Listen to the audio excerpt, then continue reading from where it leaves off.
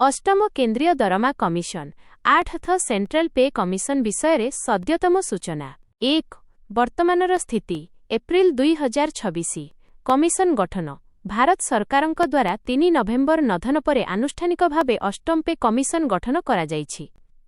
आलोचना प्रक्रिया अष्टम पे कमिशन को एक टीम 25 एप्रिल नधनबरे डेराडून गस्त करी कर्मचारी संघ एवं विभिन्न सरकारी प्रतिष्ठान सह आलोचना करिवार कार्यक्रम रहिछि। मतामत दाखल विभिन्न संगठन एवं हिताधिकारी माने सेमानंकर प्रस्ताव और मतामत दाखल करिवार शेष तारीख 30 एप्रिल 2026 रखा जाइछि। 2 समय सीमा और कार्यकारिता प्रभावी तारीख नूतन दरमा हार 1 जानुआरी 2026 रु लागू हेबार संभावना रहिछि। अष्टम पे कमिशनर 10 वर्षिया चक्र अनुजाई रिपोर्ट दाखल कमिशनंकु रिपोर्ट दाखल पाई प्राय 18 मास समय मिलिथाए। तेणु चूड़ांत अनुमोदन एवं दरमा वृद्धि 2026 शेष आड़कू किंबा 2027 बेलकू होइपारे। एरियर आरियर्स जदि एही प्रक्रिया रे विलंब हुए तेबे जानुआरी 2026 रु बकेया पाउणा बा एरियर मिलिबार व्यवस्था रहिबो।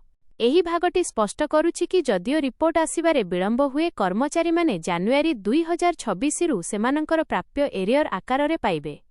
3 संभाव्य परिवर्तन पूर्वानुमान फिटमेंट फैक्टर आधार रे दरमा रे हेबाकु थिबा परिवर्तन विषय सप्तम पे कमिशन वर्तमान अष्टम पे कमिशन संभाव्य सर्वनिम्न मूल दरमा 18,000 34,051,840 फिटमेंट फैक्टर 2.57 196 रु 3.68 दाबी अनुजाई मुख्य बिंदु दरमा वृद्धि अष्टम पे कमिशन रे सर्वनिम्न मूल दरमा 34,000 रु अधिक हेबार संभावना रहिछि।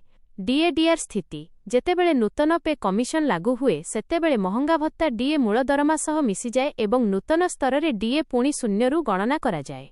4 कर्मचारी संघर प्रमुख दाबी पुरुणा पेंशन योजना ओपीएस एनपीएस बा यूपीएस परिवर्ते पुरुणा पेंशन योजना फेराई आनिबाकू जोरदार दाबी हेउछि।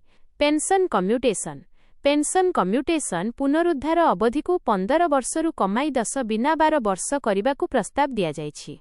नियमित संशोधन प्रति 10 वर्ष अपेक्षा नकरी मुद्रास्फीति अनुसारे नियमित भावे दरमा संशोधन करिबाकू दाबी हेउछि। सूचना वर्तमान अष्टम पे कमिशन केवल तथ्य संग्रह करुछंती। केन्द्रर अनुमोदन परे ही चूड़ांत दरमा संरचना सृष्टि हेबो। एही सूचना अनुसारे कर्मचारी माने केवल दरमा वृद्धि नुहे बरं पेंशन एवं नियमित दरमा संशोधन भली गुरुत्वपूर्ण विषय उपरे मध्य गुरुत्व देउछंती। अधिक किछि जानिबाकू चाहुथिले पचारि पारंती।